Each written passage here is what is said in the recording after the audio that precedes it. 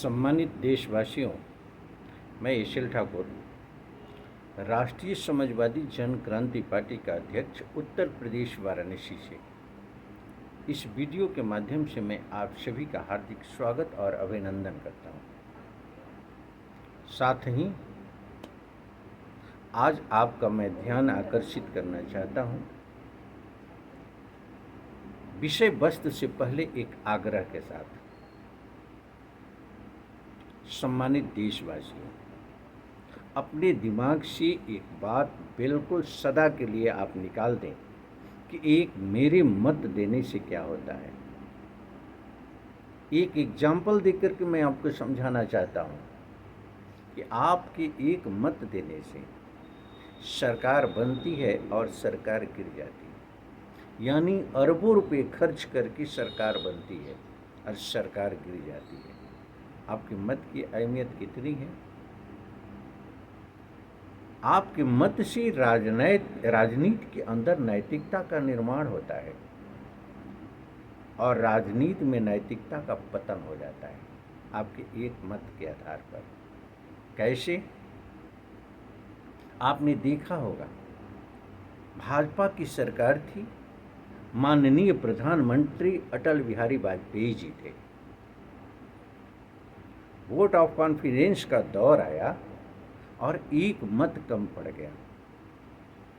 वाजपेयी जी की सरकार गिर गई, सरकार का पतन हो गया। लेकिन यहाँ राष्ट्रीय समाजवादी जनक्रांति पार्टी का यह मानना है कि सरकार का पतन नहीं हुआ। माननीय प्रधानमंत्री वाजपेयी जी और उनके क्रियाकलापों के अंतर्गत की गई कृत कार्रवाई के अंतर्गत सरकार जो गिर गई वो हमेशा हमेशा के लिए अमर हो गई। और जब भी नैतिकता का कहीं नाम लेना होगा तो एग्जाम्पल के तौर पर उस सदन की कार्रवाई माननीय अटल बिहारी वाजपेयी जी के कृत्य और राजनीति के अंदर उनके नैतिकता के परिचय के रूप में जाना जाएगा।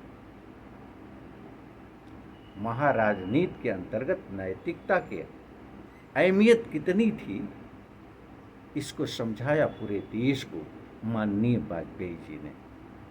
आज ठीक वही भाजपा की सरकार है। प्रदेश के अंदर, देश के अंदर कैसे सरकार बनती है और कैसे सरकार गिरा दी जाती है, ये जग जाहिर है। इस संदर्भ में मुझे कुछ भी बताने की जरूरत नहीं है। देश की जनता समझदार है। नैतिक रूप से पतित तौर पर जो कृत कार्रवाई किया जाता है वो पूरी तरह से निंदनीय है और मेरा आग्रह है सम्मानित देशवासियों से इस पर गंभीरता से विचार करें। आइए हम आज के वीडियो में विषय वस्तु की तरफ आते हैं। राष्ट्रीय समाजवादी जनक्रांति पार्टी की शिक्षा नीति। राष्ट्रीय समाजवादी जनक्रांति पार्टी की सोच है कि पूरे देश के अंदर सरकारी विद्यालय को बंद करने की परंपरा को बिल्कुल बंद किया जाए। सामान्य शिक्षा प्रणाली को लागू करते हुए प्राइवेट स्कूलों को सरकारी स्कूलों में मर्ज करते हुए एम्प्लॉयमेंट दे दिया जाए, लोगों को रोजगार उपलब्ध करा दिया जाए, स्कूलों की संख्या बढ़ा दी जाए, स्कूलों को अपडेट कर दिया जाए और अपडेशन के बाद अधिकारी, कर्मचारी, किसान, मजदूर, वकील हो या डॉक्टर हो, नेता हो, अधिकारी हो, किसी भी व्यक्ति का बच्चा क्यों न हो, सरकारी स्कूल में पढ़े और सामान्य व्यवस्था के अंतर्गत पढ़े, बेहतरीन शिक्षा व्यवस्था के अंतर्गत पढ़े। शिक्षा में उत्थान तो यहीं से होगा। सामान्य शिक्षा प्रणाली लागू हो, प्राइवेट स्कूल को बिल्कुल बंद कर देना चाहिए। प्राइवेट स्कूल नहीं, शिक्षा के ठेकेदारों द्वारा संचालित व्यवस्था और भौतिकता, आधुनिकता, सुख सुविधा को ध्यान में रखते हुए शिक्षा के साथ खिलवाड़ अगर सरकार बर्दाश्त करती है तो ये कहीं से उचित नहीं है।